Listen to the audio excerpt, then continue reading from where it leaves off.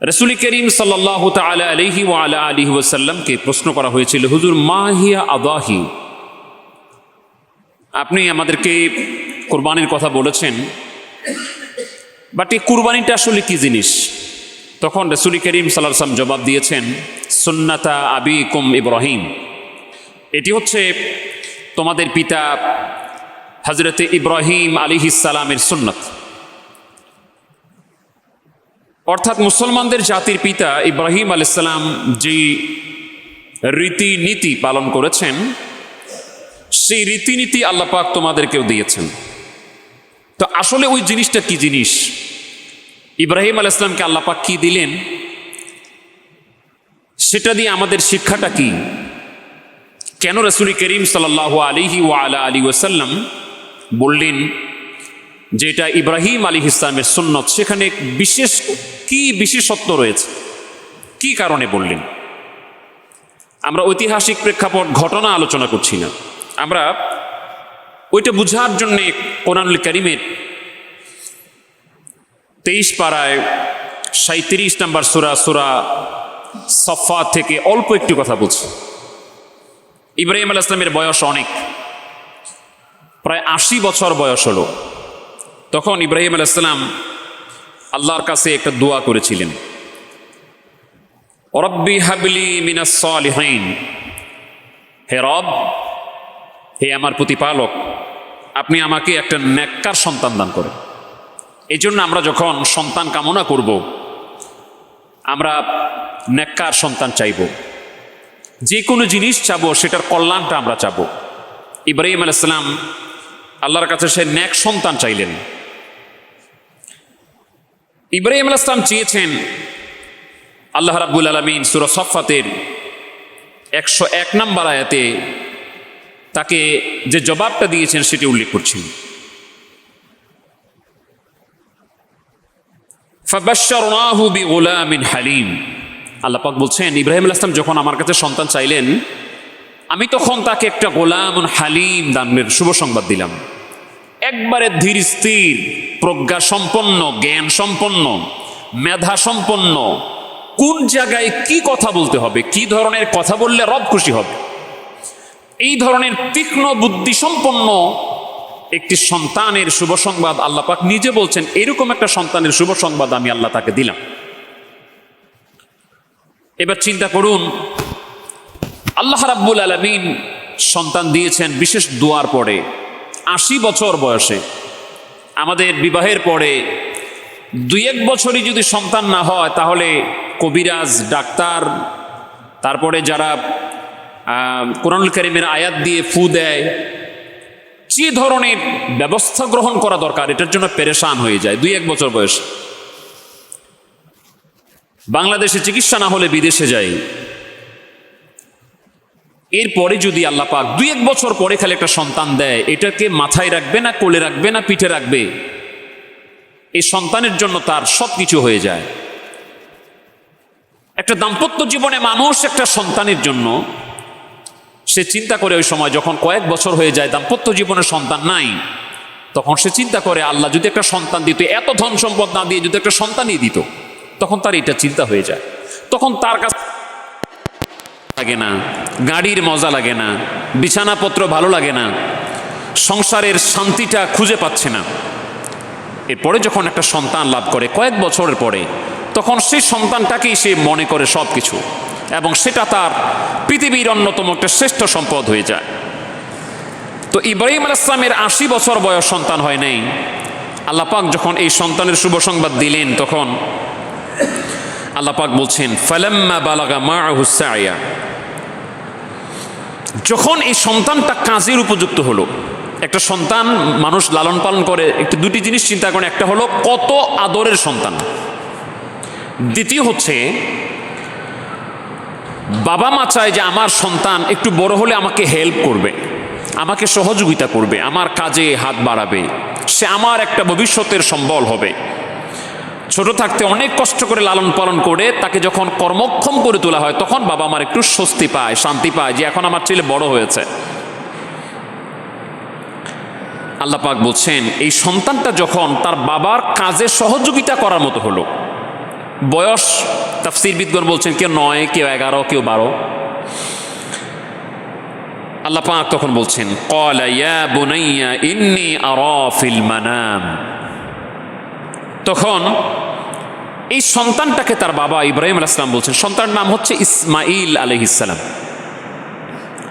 ইব্রাহিম আলাইহিস সালামের দুটি সন্তান, একজন হচ্ছেন হযরতে ইসমাঈল আলাইহিস সালাম, আরেকজন হচ্ছে হযরতে ইসহাক আলাইহিস সালাম। ইসমাঈল আলাইহিস সালামের বংশে একটাই নবী। ইসমাঈল ইসলামের পরবর্তী বংশে আল্লাহ পাক একজন নবী দিয়েছেন, তিনি হচ্ছেন আমাদের নবী মুহাম্মদুর রাসূলুল্লাহ সাল্লাল্লাহু আলাইহি ওয়াসাল্লাম। আর ইসহাক আলাইহিস সালামের বংশে আল্লাহ 70,000 নবী দিয়েছেন। তাহলে একজন হইলে মানে হওয়ার মতো একটা হইলেই হয়। ইসমাঈল ইসলামকে আল্লাহ পাক এমন একজন তার বংশে নবী দিলেন, সর্বশ্রেষ্ঠ সাইয়্যিদুল মুরসালিন, সাইয়্যিদুল বাশার, খাতামুল আম্বিয়া, রাহমাতুল লিল আলামিনকে আল্লাহ পাক দিলেন। ইব্রাহিম আলাইহিস সালামের আরেক সন্তান নাম ইসহাক আলাইহিস সালাম, তার সন্তান নাম হচ্ছে হযরতে ইয়াকুব আলাইহিস সালাম। তার বড় ছেলের নাম হচ্ছে ইয়াহুদা, ছোট ছেলের নাম হচ্ছে ইউসুফ। ইউসুফ আলাইহিস সালামের বড় ভাইয়ের নাম হচ্ছে ইয়াহুদা। এই ইয়াহুদা থেকে যেই বংশটা এসেছে এখনো ইসরায়েলে, ওটাই হচ্ছে ইয়াহুদি। এই জন্য তাদেরও মূল অরিজিন হচ্ছে হযরত ইব্রাহিম আলাইহিস সালাম, আমাদেরও অরিজিন হচ্ছে হযরত ইব্রাহিম আলাইহিস সালাম। তো যাক, এটা ভিন্ন ইতিহাস। তো ইসমাঈল আলাইহিস সালাম যখন বাবার সাথে চলার বয়সে, কাজে সহযোগিতা করার বয়সে উপনীত হলেন, তখন তিনি বলছেন, হে সন্তান, হে কলিজার টুকরা, ইয়া বুনাইয়া, হে আমার আদরের সন্তান। বুনাইয়া শব্দটা আরবিতে আসে একবারে কলিজার ধন, হে আমার কলিজার টুকরা। আমরা যত নামে এগুলিকে বলতে পারি, যত আদরের যত শব্দ থাকতে পারে, এগুলিকে বুনাইয়া বলা হয়। আমি দেখলাম আমি তোমাকে জবেহ করছি, ফাংজুর মাযা তারা। আচ্ছা এবার বলো তো তোমার ভিউটা কি, তোমার কমেন্ট কি, তোমার মন্তব্য কি? তিনি বললেন যে আমি স্বপ্নে দেখলাম তোমাকে জবেহ করছি। এখানে একটা কথা বলে রাখা দরকার, নবীদের স্বপ্নও ওহী হয়। নবীরা স্বপ্ন যোগে যা পান সেটাও আল্লাহ পাকের পক্ষ থেকে পান, এটা ওহী, এটাও উম্মতির জন্য শরীয়তের দলিল। কিন্তু আমাদের সাধারণ মানুষের স্বপ্ন শরীয়তের দলিল নয়। হ্যাঁ, কোন নবীর উম্মতের স্বপ্ন যদি নবী কর্তৃক স্বীকৃত হয় তাহলে সেটা দলিল হতে পারে, না হলে কোনো মানুষের, কোনো ব্যক্তির স্বপ্ন শরীয়তের কোনো দলিল হবে না, শরীয়তের কোনো প্রামাণ্য বিধান হবে না। কিন্তু নবীদের স্বপ্নটা ওহী। রাসূল করিম সাল্লাল্লাহু আলাইহি ওয়াসাল্লামের কাছে বুখারী শরীফের ব্যাখ্যা এসেছে, বাবু কাইফা কানা বাদউল ওহী ইলা রাসূলিল্লাহি সাল্লাল্লাহু আলাইহি ওয়াসাল্লামের ব্যাখ্যায়, এই অধ্যায়ের ব্যাখ্যা এসেছে 7 প্রকারে আমাদের নবীর উপরে ওহী আসতো। তার মধ্যে একটি হচ্ছে ফিল মানাম, স্বপ্ন যোগে আমার নবীর উপরে ওহী আসতো। তো তিনি বলছেন যে আমি স্বপ্নে দেখলাম আন্নী আযবাহুক, তোমাকে জবেহ করছি। মাযা তারা, এ সম্পর্কে তোমার মন্তব্য কি, তোমার কমেন্ট কি বলো? তিনি বললেন, ইসমাঈল ইসলাম জবাব দিচ্ছেন, আল্লাহ পাক ওই সন্তান সম্পর্কে কি বলেছেন? ফাবাশশিরনাহু বিগুলামিন হালিম, আমি তাকে এমন একটা ধীসম্পন্ন সন্তান দিলাম, প্রজ্ঞা সম্পন্ন, মেধা সম্পন্ন, কোনখানে কেমনে কি বললে আল্লাহ খুশি হয় সেটা সে জানে। সে ছেলে জবাব দিচ্ছে, ইয়া আবাতি ফাআল মা তুমার, বাবা, হে আমার আব্বা, আপনাকে যা আদেশ করা হয়েছে আপনি সেটা করেন। সন্তানও জানে আমার বাবা নবী, আমার বাবাকে স্বপ্নে দেখানো মানে এটা সাধারণ কাজ না, এটা আল্লাহর হুকুম, যে তাকে সন্তান জবেহ করতে হবে, এটা আল্লাহ হুকুম দিয়েছে, কারণ তিনিও তো ভবিষ্যৎ নবী। সাতাজিদুনি ইনশাআল্লাহু মিনাস সাবিরিন, আল্লাহ চাইলে ধৈর্যশীল বান্দাদের মধ্যে আমি থাকবো, আপনি আমাকে ধৈর্যশীল বান্দাদের মধ্যে পাবেন। তিনি বলেন না যে আমি ধৈর্য ধরব, সেখানে বললে সেটা একটু অহংকারের বহিঃপ্রকাশ হতো। সেখানে তিনি এমন কথা বললেন যে আল্লাহর যতগুলি বান্দা ধৈর্য ধারণ করেছে আমি তাদের মধ্যে হয়ে যাব। এত নম্রতা তিনি সেখানেও প্রদর্শন করলেন। আমরা যে কথাটি বলার জন্য এই ইতিহাস টেনেছিলাম, আমরা এই কথাটি এখন বলবো। সে কথাটা কি? আল্লাহ পাক বলছেন, ফালাম্মা আসলামা ওয়া তাল্লাহু লিল জাবিন। ফালাম্মা আসলামা, যখন তারা দোনোজন, আসলামা তাসনিয়া মুযাক্কার গায়ব, দুইজন। আসলামা আসলামা তারা দোনোজন ইসলাম গ্রহণ করলেন, মানে আত্মসমর্পণ করলেন। এই দোনোজন যখন আত্মসমর্পণ করলেন, কিভাবে? সন্তানকে জবেহ করে দেবার জন্য বাবা শুইয়ে দিয়েছেন, হাতের মধ্যে চাকু নিয়ে নিয়েছেন, ছুরি নিয়ে নিয়েছেন, নিয়ত পুরাপুরি সহি, আমি সন্তানকে জবেহ করব। এখানে আর দ্বিতীয় কোনো চিন্তা নাই, সমস্ত প্রিপারেশন হয়ে গেছে, সিদ্ধান্ত হয়ে গেছে, কাজও খালি গলা কাটা বাদ দিয়ে সবকিছু হয়ে গেছে। আল্লাহ পাক সে অবস্থাটাকে বর্ণনা করছেন, ফালাম্মা আসলামা, যখন দোনোজন আত্মসমর্পণ করলো। এটাই হলো আমাদের মূল কথা।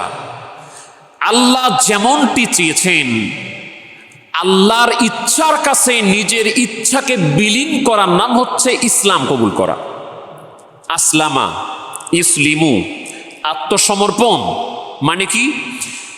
একটা মানুষ যখন ইসলাম কবুল করে, ইসলাম শান্তির ধর্ম আমরা জানি, কিন্তু আসলামা ইউসলিমু, ইসলাম মানে হচ্ছে আত্মসমর্পণ করা। এর মানে কি? একটা মানুষ যখন ইসলাম কবুল করবে, সে তখন ইসলাম কবুল করার মাধ্যমে প্রমাণ করল আমার নিজের কোনো ইচ্ছা নাই, আমার আল্লাহ যেমন চান আল্লাহর ইচ্ছার কাছে নিজের ইচ্ছাকে বিলীন করে দিলাম। আমার আল্লাহ আমার যেমনি সময়টা ব্যয় করতে বলেন, আল্লাহর ইচ্ছে আমার সময় ব্যয় হবে। আল্লাহ যেমনি আমাকে টাকা ব্যয় করতে বলেন, আমি তেমনি টাকা ব্যয় করব। আল্লাহ আমাকে যেমনে টাকা উপার্জন করতে বলেন, আমি তেমনে টাকা উপার্জন করব। আল্লাহ যখন আমাকে যা করতে বলবেন, আমি তখন তা করব। আল্লাহ যখন আমাকে যেখানে যেতে বলবেন, আমি সেখানে যাব। আল্লাহ আমাকে যেখানে যেতে নিষেধ করবেন, আমি সেখানে যাব না। অর্থাৎ নিজের ইচ্ছাকে আল্লাহর কাছে বিলীন করে দিয়ে নিজের সমস্ত কিছুকে আল্লাহর কাছে আত্মসমর্পণ করে দেবার যে চূড়ান্ত পর্যায়ে আছে, নিজের কোনো ইচ্ছা থাকবে না, আল্লাহর ইচ্ছা ইচ্ছা হবে। এই জিনিসটাকে বলা হয় ইসলাম। আসলামা অর্থাৎ যেই লোকটি ইসলাম কবুল করলো, তার ব্যক্তিগত কোনো ইচ্ছা থাকার প্রয়োজন নাই, থাকতে পারবে না, আল্লাহর ইচ্ছায় তার ইচ্ছা হয়ে যাবে।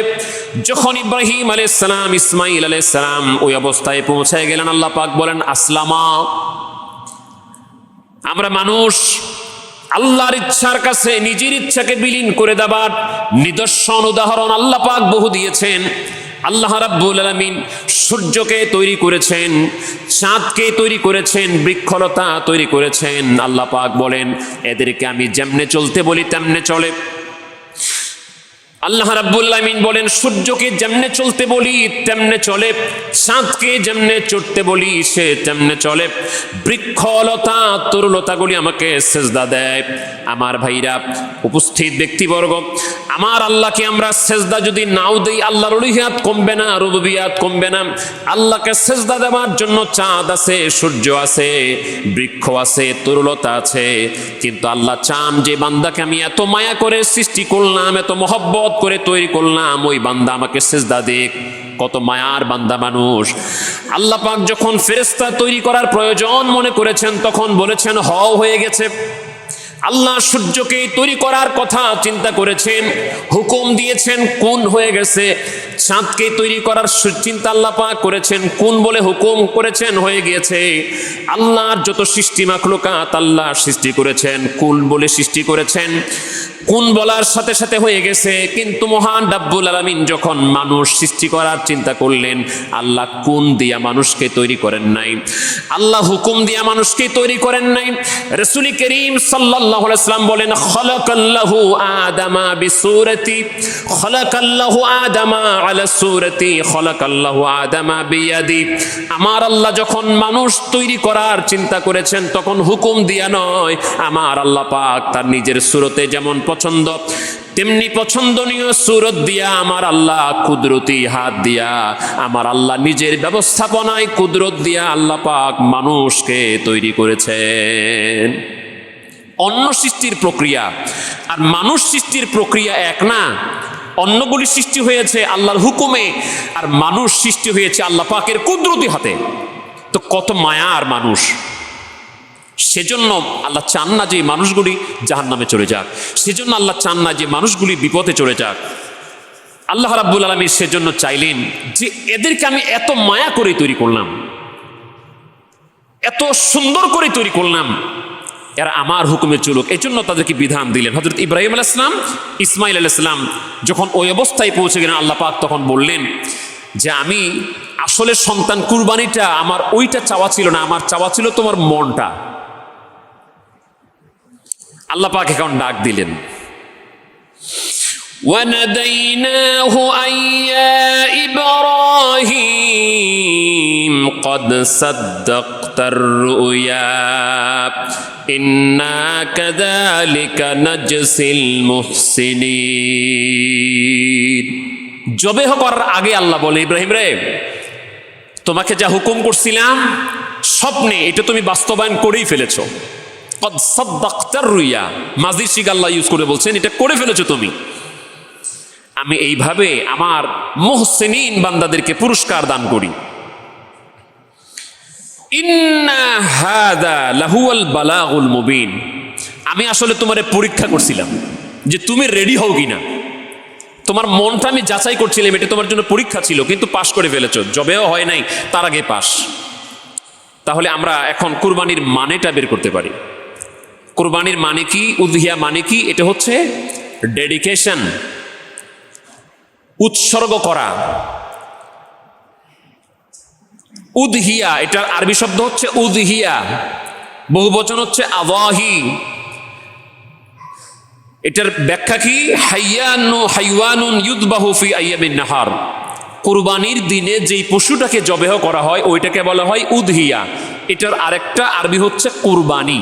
কুরবানি মানে আল্লাহর নৈকট্য হাসিলের যে মাধ্যম পশুটা, ওইটাকে বলা হয় কুরবানি। শরহে বেকায়াতে তার সংজ্ঞায় এসেছে, হুয়া হাইওয়ানুন মাখসুসুন ইউযবাহু ফি ইয়াউমিন মিন আইয়ামিল উযহিয়া লিতাকাররুবিল্লাহি তাআলা। কুরবানির দিনগুলিতে 10, 11, 12 জিলহজে আল্লাহর সন্তুষ্টি লাভের আশায় নির্দিষ্ট প্রাণীকে জবেহ করার নাম হচ্ছে কুরবানি। এখন আমরা এই কুরবানি সম্পর্কে কিছু মাসালা জানবো, যেহেতু আপনারা কুরবানির পশু ক্রয় করার জন্য প্রিপারেশন নিচ্ছেন। পশু কেনার আগে এই জিনিসগুলি আপনাকে লক্ষ্য করতে হবে। তবে কুরবানি কারা কারা দিবেন? অনেকে আছে মহিলারা কুরবানি দেয় না। যদি নির্দিষ্ট সম্পদের মালিক পুরুষ হয় তার উপরও কুরবানি ওয়াজিব।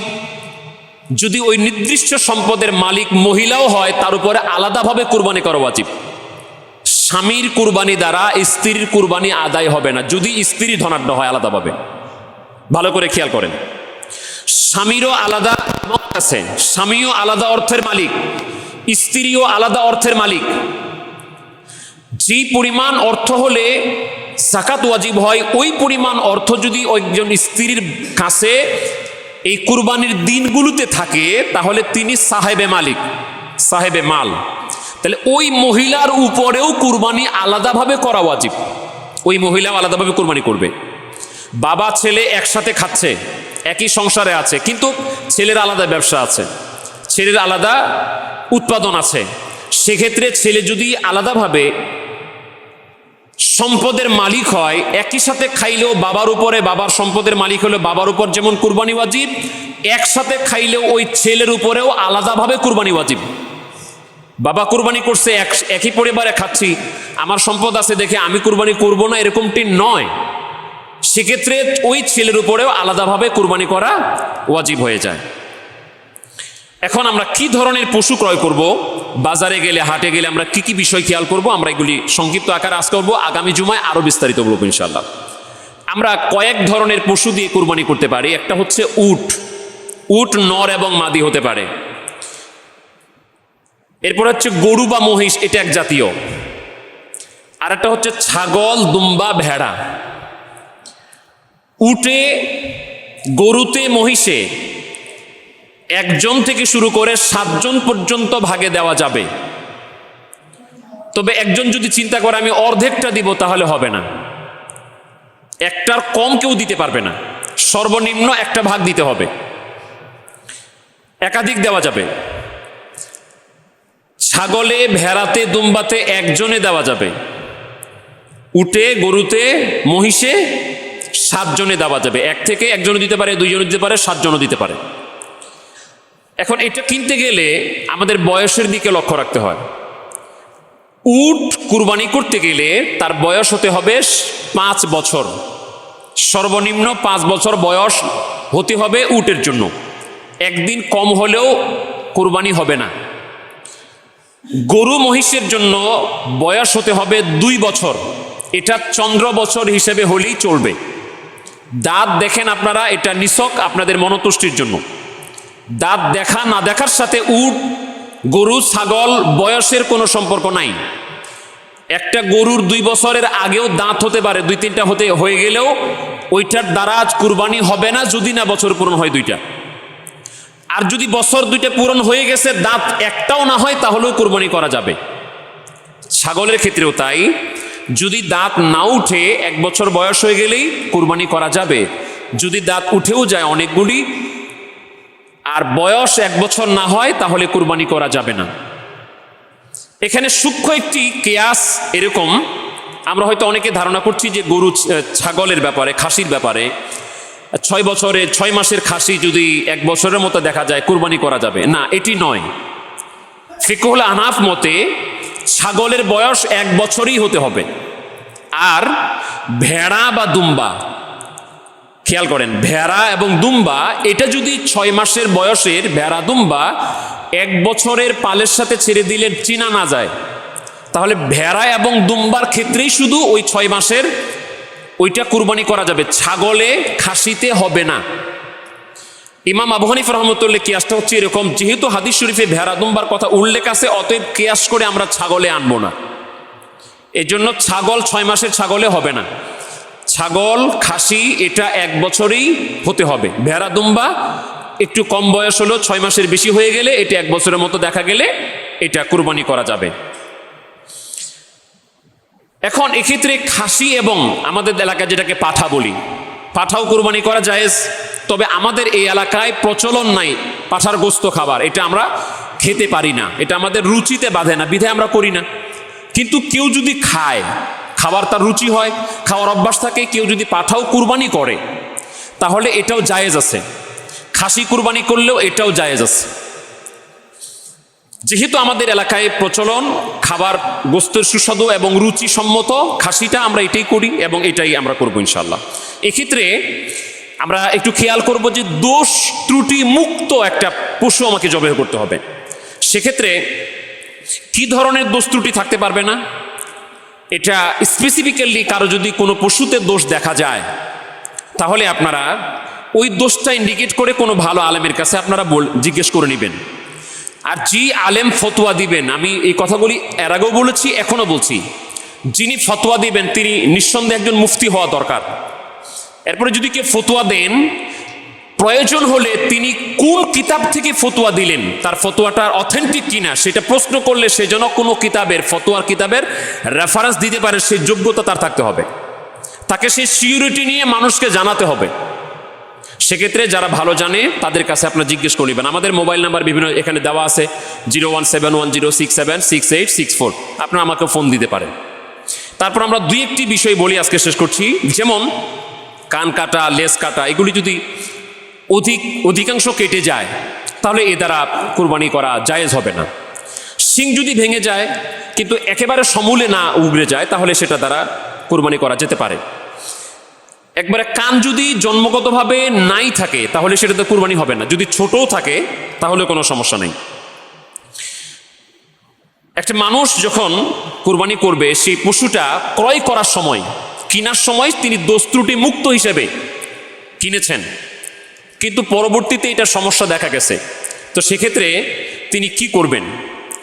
সেক্ষেত্রে তিনি করবেন, যদি গরিব মানুষ হয় তাহলে তিনি ওটা দিয়েই কুরবানি করবেন, ধনী মানুষ হলে ওটাকে চেঞ্জ করে তিনি কুরবানি করবেন। যদি একটা পশু কেনার পরে মারা যায় অথবা হারিয়ে যায় তাহলে কি করবেন? তাহলে ধনী মানুষ হলে আরেকটা কিনে কুরবানি দিবেন হারিয়ে গেলে অথবা মারা গেলে। গরিব মানুষ হলে তিনি আরেকটা কিনে কুরবানি দিবেন, এমনটি তার জন্য বাধ্যবাধকতা নয়। হ্যাঁ, তবে যদি গরিব মানুষ আবার আরেকটা কিনে, তাহলে হইল কি, একটা মানে তার পশু হারাই গেছে, হারানোর পরে আবার তিনি আরেকটা নতুন কিনছেন গরিব মানুষ, তখন দুইটা পশু হয়ে গেল। এটা যদি গরিবের বেলায় ঘটে তাহলে গরিবকে দুইটা পশুই কুরবানি করতে হবে। আর যদি ধনী লোকের বেলায় ঘটে তাহলে ধনী মানুষ শুধু একটা কুরবানি করবে। গরিব মানুষ হইলে তিনি দুইটাই কুরবানি করবেন, আর বড় লোক হইলে তিনি একটাই করবেন। বলতে পারেন এটা কি জুলম? তাহলে আগের মাসালাটা খেয়াল করেন, গরিব মানুষের যদি পশু মারা যায় অথবা হারায় যায় তাহলে গরিব মানুষের উপর আবশ্যক না যে সে নতুন করে আরেকটা কিনবে, কিন্তু ধনী মানুষের যদি হয় তাহলে তার উপর আবশ্যক হচ্ছে সে আরেকটা কিনে কুরবানি দিবে। তো যেহেতু গরিবের উপর আবশ্যক ছিল না, সে কিন্তু নতুন করে আরেকটা কিনেছে, যেহেতু আরেকটা সে কিনেই ফেলেছে তাহলে তাকে দুইটাই কুরবানি দিতে হবে। আমরা এই বিষয়গুলি অবশ্যই খেয়াল করব।